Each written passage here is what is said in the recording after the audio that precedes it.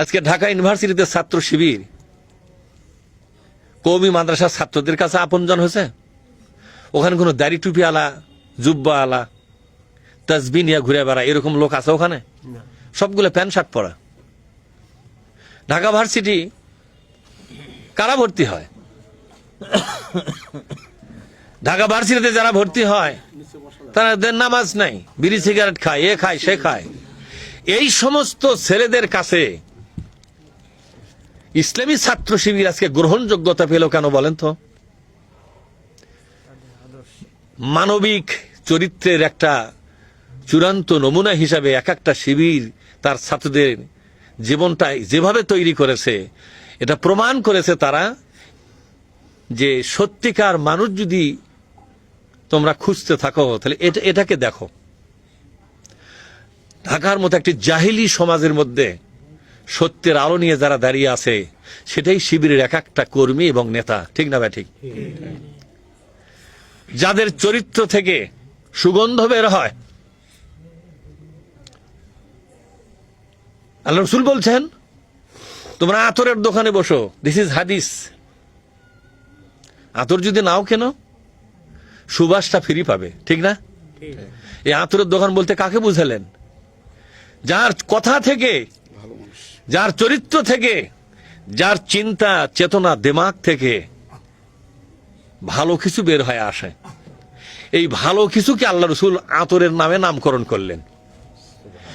জবান দিয়ে যখন ভালো একটা কথা বের হয়, সুন্দর একটা আচরণ বের হয়, মানুষকে সম্মান করার জন্য একটু মুচকি হাসি দিয়ে কারোর সাথে মোলাকাত করে, এই দৃশ্যাবলী, সুন্দর করে নামাজ পড়া, সুন্দর করে কথা বলা, চরিত্রকে সংশোধন করে একটা পবিত্র মানুষ হয়ে থাকা, এই মহান চরিত্রকে বিশ্বনবী বলছেন এটা আতর। এটা কি জোরে বলুন? আতর। এই আতর নিজেও সুগন্ধযুক্ত হয়ে থাকে, আর আতরের পাশে যারা আসে তারাও আতরের সুগন্ধ পায়। পায় কিনা জোরে? বাংলাদেশ ইসলামী ছাত্র শিবির ঢাকা ইউনিভার্সিটিতে প্রত্যেকটা কর্মী এক একটা আতরের শিশি হয়ে গেল। মদের গন্ধ ও আতরের গন্ধ কি এক না আলাদা?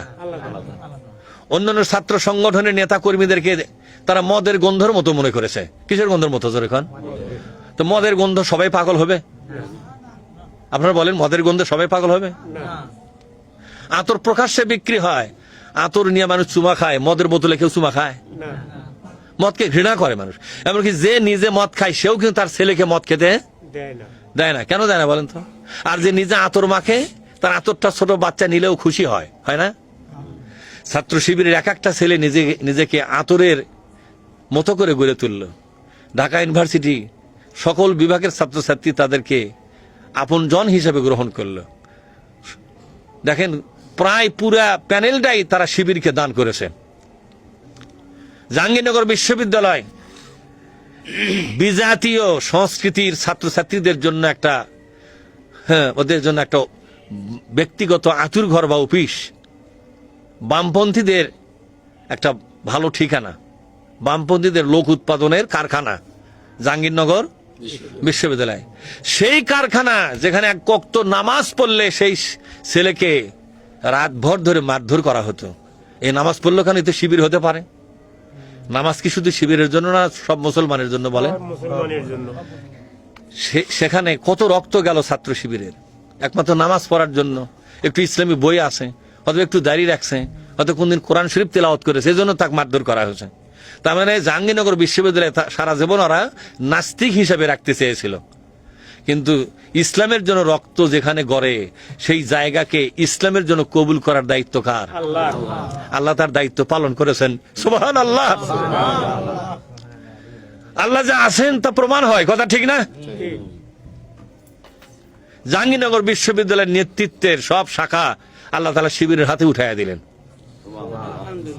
আজকে প্রকাশ্যে জাহাঙ্গীরনগর বিশ্ববিদ্যালয়ে ইসলামের দাওয়াত চলছে, ইসলামের প্রোগ্রাম চলছে, আর কেউ বাধা দেওয়ার ক্ষমতা নাই।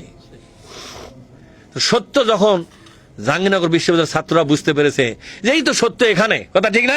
আমরা সত্য বাদ দিয়ে মিথ্যার পেছনে কেন থাকবো? এই সত্যটা উপলব্ধি করানো পর্যন্ত আমাদের চেষ্টা সাধনা। কি বলেন আপনারা? সত্যটা যখন উপলব্ধি করাতে পারবো তখন ইসলামের দাওয়াত অনায়াসেই খুব সহজেই মানুষের ঘরে মানুষের হৃদয় স্পর্শ করবে। কি বলেন আপনারা? ঠিক।